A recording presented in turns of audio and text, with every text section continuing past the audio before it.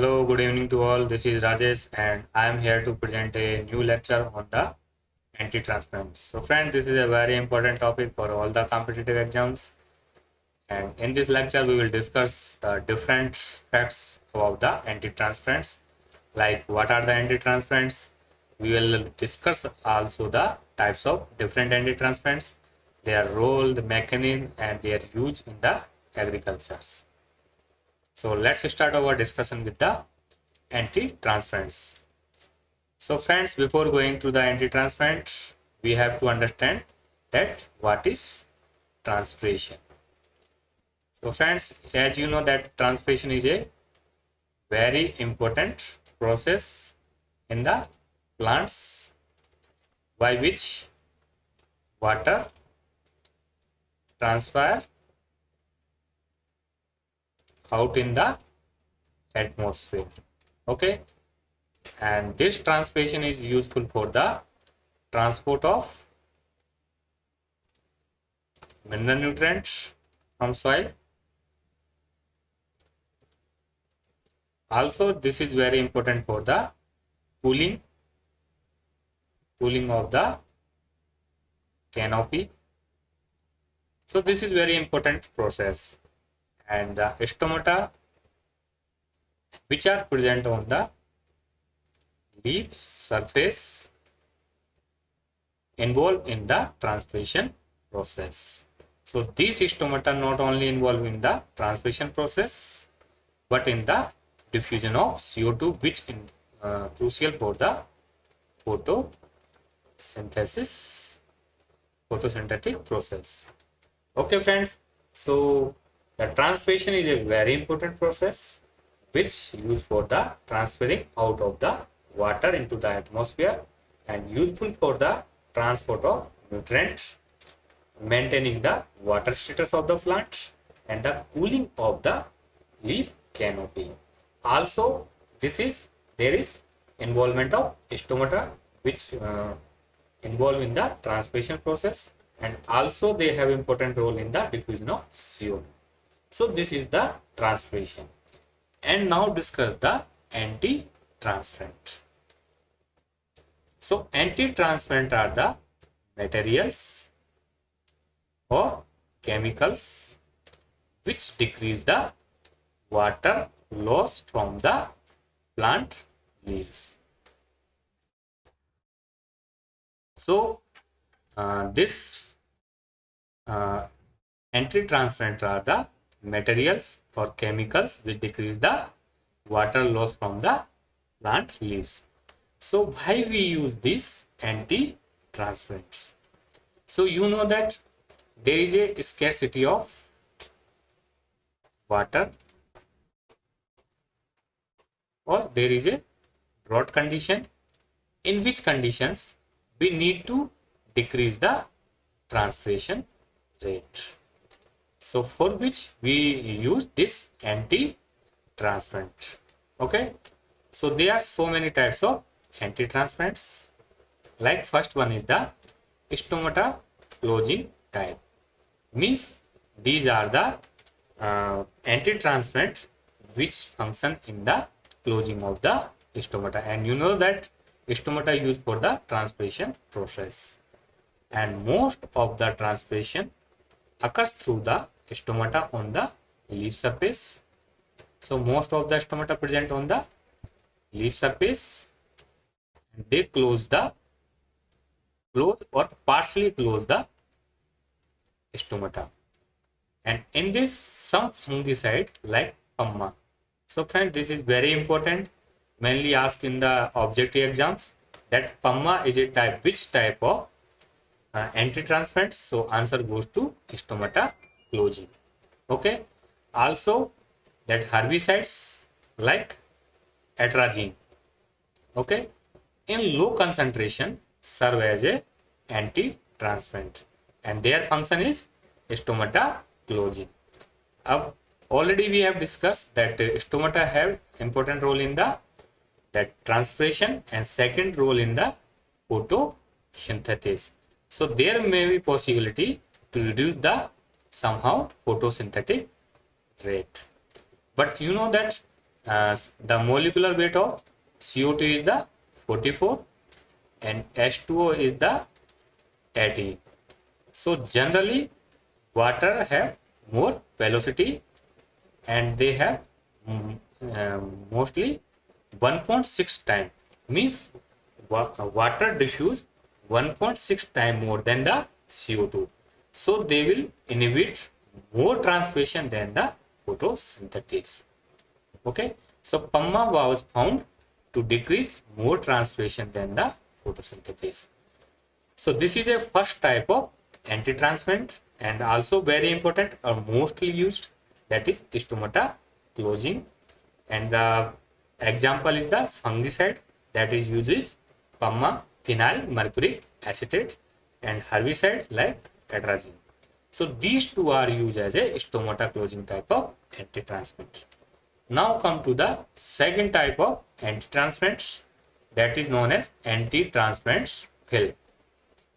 So नाम से आपका जाहिर हो रहा है, anti transparent film means they form A film like on the leaf surface. So film forming compounds involve the application of relatively inert film, means this is the inert film, means not active, means this film not react to other components like wax, emulsion, kaolin, this is important, polythene, and higher alcohols like hexadecanols and dimethyl silicones. So friend, this is the example can be asked in the competitive exams, that kaolin is a which type of anti-transparent. So this is a film forming types of anti-transparents. Also wax, emulsion, polythene, and higher alcohols like hexadecanols and dimethyl silicones. They form the inert film on the leaf surface, and this thin film on the leaf surface constitute a physical barrier for the transpiration process, and this film block the stomata pores, means this film block the stomatal pores and reduce the transpiration. Anti-transpirants used successfully to prevent desiccation, means loss of water and mortality during the transplantation of tree, means when we transplant the tree, then it maintain the anti-transpirant film maintain the water status in the plant or water relations. They also improve the survival rate and mostly also used in the rooting of cuttings, means newly cuttings में they increase the shelf life of cut flowers, and also in preventing the fruits harvest after the harvest, means increase the shelf life of fruit. So even in the market you can find that some fruits are coated with the bags to reduce the water loss or increase the shelf life. It is also suggested that their application could reduce the smoke damage, and also they can lower the incidence of some foliar pathogen pest. So this anti-transparent films also can be used in the various, not only in the reducing the water loss, but they can use also in the reduce the effect of smoke and also some pathogen mainly which attacks on the leaves. Okay, so these are the application of anti-transparent film. And what are the limitations? That this could be selectively permeable to water and CO2. So there will be a means selective permeability, means it could be permeable for the CO2 and partially for the water. So there will be no effect on the photosynthesis, and more permeable to H2O. The film should be inexpensive, means it could be cost reliable cost, non-toxic, remain elastic for the long period, Means if we apply the any film, then it could be a some weeks effect, could be a some weeks. Okay, and resist degradation solars and resistance against the some ultraviolet microorganisms also. So there are some limitations which could be improved. Okay, now come to the third types of antitransparents, which are reflection types. So as they are the white materials which and that form a coating on the leaves. Means these are the white materials which coated on the leaves, and they increase the leaf reflectance. Means they increase the reflectance of sunlight, that is known as albedo effect. And by reflecting the radiation, they decrease the BPD, vapor pressure deficit, and thus reduce the transpiration. Means they are the just white material which are coated on the leaf and increase the leaf radiation reflectance, so affect the vapor pressure deficit and reduce the transpiration rate. Example is 5% kaolin spray, reduce the transpiration loss. Also some diatomaceous earth product like silicates, hydrated limes, calcium carbonate, magnesium carbonate, and zinc sulfates. So these are the reflectant types of compounds which use for the reducing the transpiration, and they are the reflection types. So in an exam it can be asked that calcium carbonate is which types of antitranspirants. So answer is the reflection type. Last is the growth retardants. So as name so that these are the chemical compounds which reduce the growth. So when they reduce the growth, they also reduce the leaf surface. If reduce the leaf surface, then there will be a decrease in the transpiration rate. Okay, so these are the chemicals which reduce the shoot growth or induce the root growth. If they induce the root growth, means there will be more water mining, and reduce the shoot growth means there will be a less leaf surface and less transpiration, thus enable to the plant to resist against the water stress.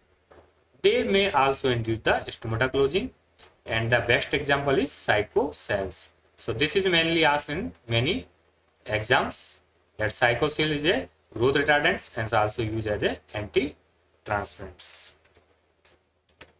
Now come to that what are the ideal anti-transpirant characteristics. Okay, so these are the characteristics which could be in ideal anti-transpirants. So first character is it should be a non-toxic to the humans and other forms of life. Like if we are applying the wax on the fruits, then it should be non-toxic. Otherwise it affect the human health and other form of lives, and should have low mobility within the plants, which generally it is immobile. Because if it is mobile into the plant, then it could be damage to the other portions or other organs, only exerting a specific action on the guard cells or the immediately surrounding ones. Means it affects the only guard cells of the stomata. The inhibitory effect on the mesophils or elsewhere in the plant should be minimal. Means their effect only on the stomatal part only, not on the other parts. This should cause no permanent damage to the stomata mechanism or the structure of the guard cells. Means their effect should be temporary or partially. If they will affect the permanent, then there will be a reduction in the photosynthesis, and also it is positive they reduce the yield potential of the crop. It should be stable, long lasting, and cheap. Means their effect should be at least for some weeks or could be a some month, but not for the long lasting, and it could be a cheap. Means they are not so costly. Otherwise they will increase the cost of production. Also their effects should persist for several weeks. That is sufficient for the reducing the water loss. Now come to the example of some synthetic anti-transpirants like acetyl salicylic acid, like aspirin.